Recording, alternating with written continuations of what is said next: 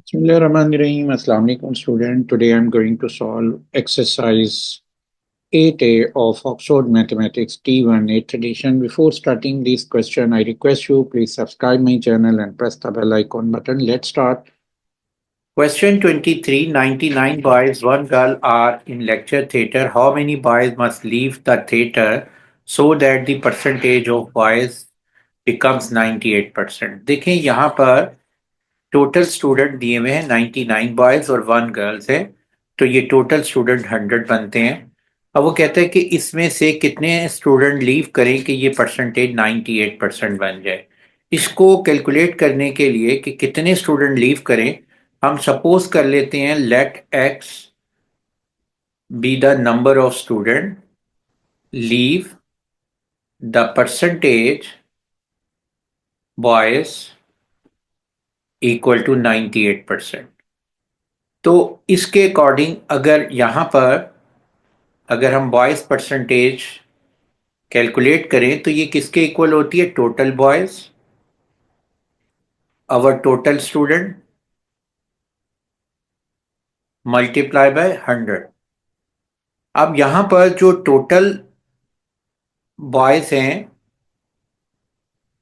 After leaving student, after x student x boys leave, तो ये कितने बन जाएंगे?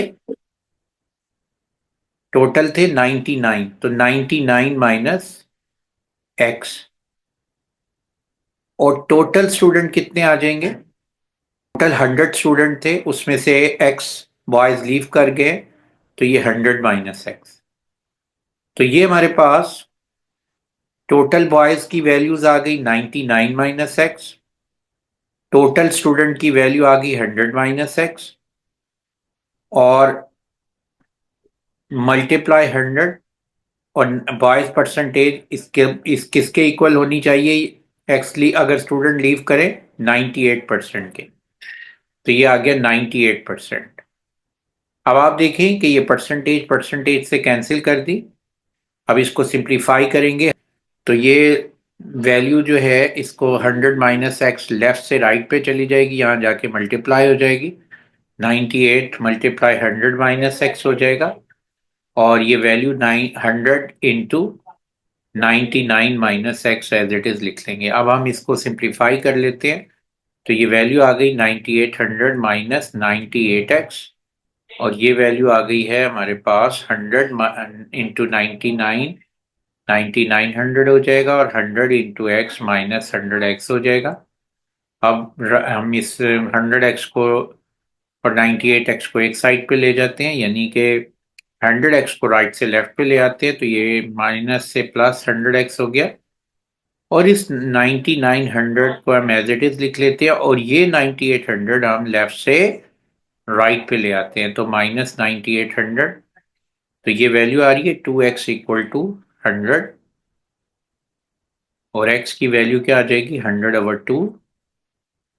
तो 50 जो है ये स्टूडेंट्स बनेंगे, 50 बॉयज बनेंगे जो लीव करें अगर, तो जो परसेंटेज है 50 बॉयज लीव, तो ये जो परसेंटेज ऑफ स्टूडेंट बनती है ये बॉयज की 98% बन जाएगी। Question number 24. As a part of their project, Nadia and Raju conducted a survey. 10% of number of students in class A, 70% of students in class B. Nadia's 10 plus 70%, 80% of total number of students in two classes have done the survey. Is she correct? Explain your answer. इस question 24 के part A में हमने ये देखना है कि नादिया की statement correct है या रॉन्ग है, कि जिसमें वो कहती है कि 10% plus 17% equal to 80% of total number of student. तो इसको देखने के लिए कि क्या ये स्टेटमेंट करेक्ट है या रॉन्ग है, तो हम ये सपोज कर लेते हैं let the number of student in class A equal to x, let the number of student in class B equal to y. अब हम यहाँ पर 10% ले लेते हैं क्लास ए का नंबर ऑफ स्टूडेंट का, और 70% ले लेते हैं क्लास बी के नंबर ऑफ स्टूडेंट का जो कि वाई है। और इसको सम करते हैं, वो कहते हैं ये इक्वल होगा 80% किसके, 80% of total student in two classes, यानी 80% of x plus y. Total student दोनों क्लासेस के कितने बनते हैं, एक्स प्लस वाई। अब यहाँ पर हम लेफ्ट हैंड साइड ले लेते हैं। लेफ्ट हैंड साइड हमारे पास आ जाएगी 10% of 10/100 into x plus 70/100 into y. तो ये वैल्यू बनती है 80/100।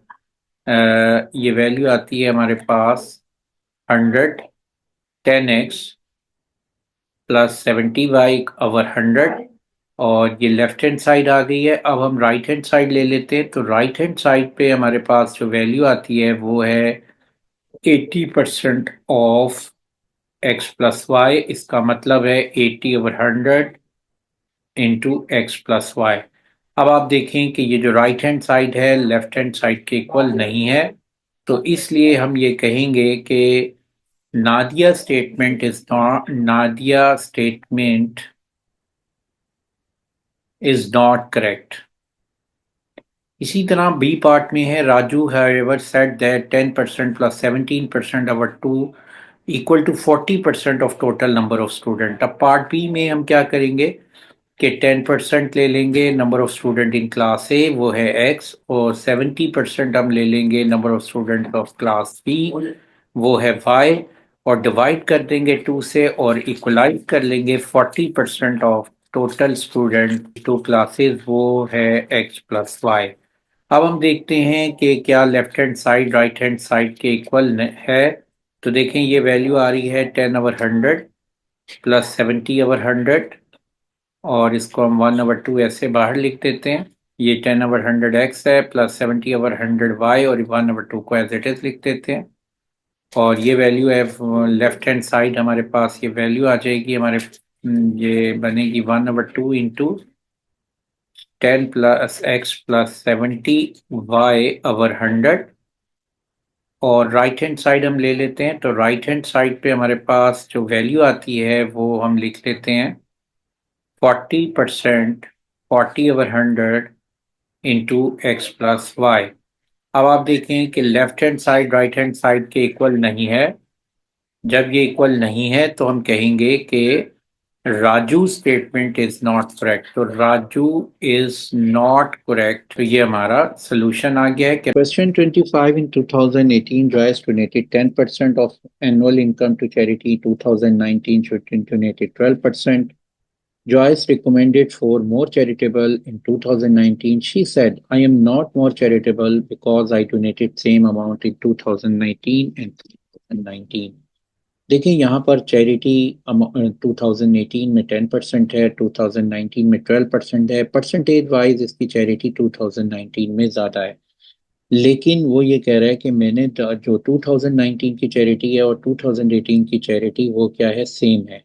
तो ये कैसे पॉसिबल होगा कि ये सेम है? अगर 2019 की इनकम कम है 2018 से, तो उस 2018 की कम इनकम का जो 12% है वो इस इनकम के इक्वल जब ही हो सकता है जब 19 की जो इनकम है लेस हो। और इस लेस इनकम में दोनों की जो वैल्यू है वो सेम हो सकती है। तो यहाँ पर हम रीजन लिख सकते हैं कि Joyce could be true if income in 2019 decreases from 2018 to 2019। तो इस केस में दोनों की अमाउंट सेम हो सकती है। अब पार्ट सेकंड में कहता है given that Joyce annual income in both year was each between 30,000 and 40,000, suggest possible amount of income for each year। यहाँ पर देखें कि अगर हम लेट कर लेते हैं, लेट चॉइस इनकम इन 2018, उसको हम एक्स सपोज कर लेते हैं, एंड चॉइस इनकम इन 2019 उसको हम वाई सपोज कर लेते हैं। यहाँ हम लिख लेते हैं डोनेशन 2018 वो बनती है 10% ऑफ एक्स, और 2019 की जो डोनेशन है वो बनती है 12% ऑफ वाई।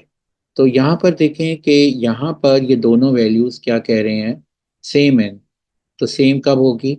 जब एक्स जो है वो ग्रेटर होगा वाई से, यानी वाई स्मॉलर होगा। तो इसको इक्वलाइज अगर हम करें तो ये वैल्यू बनेगी 10/100x, और ये बनेगी 12/100x वाई। 100 से कैंसिल हो गया, x इक्वल हो गया है 12/10y, यानी कि 6/5y। इसको आप यूं लिख सकते हैं, x इक्वल टू 6/5y। अब वो ये कह रहा है कि आपने ये बताना है कि इनकी पॉसिबल इनकम क्या हो सकती है, और वो इनकम किसके बिटवीन है, 30 से 40,000 के बिटवीन है। तो इसका मतलब क्या है कि हमारे पास जो एक्स की वैल्यू है वो 6/5 × y इसके अकॉर्डिंग बन रही है। तो इसमें जो जो इनकम दी हुई है वो 30,000 से ग्रेटर है और 40,000 से स्मॉलर है। तो आपकी जो इनकम है वो, आपको मालूम है अगर दोनों को इक्वलाइज करना है तो एक्स की वैल्यू वाई से क्या होनी चाहिए, ग्रेटर होनी चाहिए। यहाँ पर वाई की पॉसिबल वैल्यू है वो स्मॉलर होगी, और एक्स की जो वैल्यू है वो ग्रेटर होगी, यानी कि एक्स जो है वो किससे ग्रेटर हो, वाई से ग्रेटर होगा। तो यहाँ पर पॉसिबल वैल्यूज की रेंज क्या दी हुई है, 30 और 40। तो इसमें जो एक्स की वैल्यू हम कंसिडर कर सकते हैं 40 < तो एक्स इज < 40 लेंगे, 30 तो नहीं लेंगे, क्योंकि जो एक्स की वैल्यू है वो वाई से ग्रेटर है, और एक्स और वाई दोनों इन 30 और 40 के बिटवीन है। तो जब 30 और 40 के बिटवीन है तो जो मैक्सिमम वैल्यू एक्स की आ सकती है वो 40 से < होगी। तो यहाँ हम लिख देंगे 40,000, एक्स इज < 40,000। अब इसके अकॉर्डिंग हम देखते हैं वाई की क्या वैल्यू बनती है।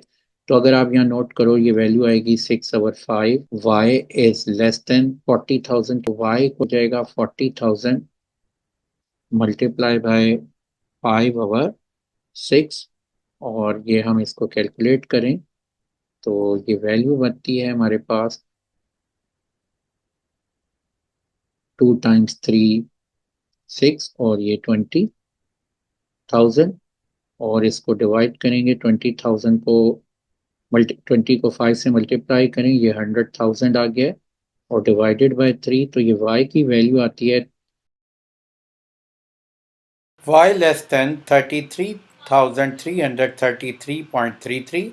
और यहाँ पर हम y की कोई भी वैल्यू जो कि 33,333 से और कम ये होगी वो इनकम हम है, ले सकते हैं। Income in 2019। तो 2009 की जो इनकम है वो y इज <333.33 है, और पॉसिबल वैल्यू हम y इक्वल टू 33,000, या हम लिख सकते हैं जैसे बुक में दी हुई है वो है 32,000, तो 32,000 भी हम लिख सकते हैं। अगर हम 32,000 लें तो इनकम इन 2018 क्या बनेगी, वो फार्मूले के अकॉर्डिंग है, x इक्वल टू 6/5y। तो हम यहाँ 6/5 मल्टीप्लाई बाय 32,000 कर देते हैं। तो इसको 5 से डिवाइड कर देते हैं हम इसको, 5 × 6 इज 30, 2 कैरी हो गया, तो 5 × 4 इज 20, और 2 0, इसको मल्टीप्लाई किया हमने, तो ये वैल्यू आ जाएगी 38,400। तो 2018 की इनकम आ गई 38,400, और वाई 2019 की आ गई 32,000। तो ये हमारा पॉसिबल वैल्यूज आ गई हैं। आप कोई भी ले सकते हैं, 33,333 से < वैल्यू यूज कर लें वाई में, और फिर एक्स में उसके अकॉर्डिंग वैल्यू कैलकुलेट कर लें तो हमारा आंसर आ जाए।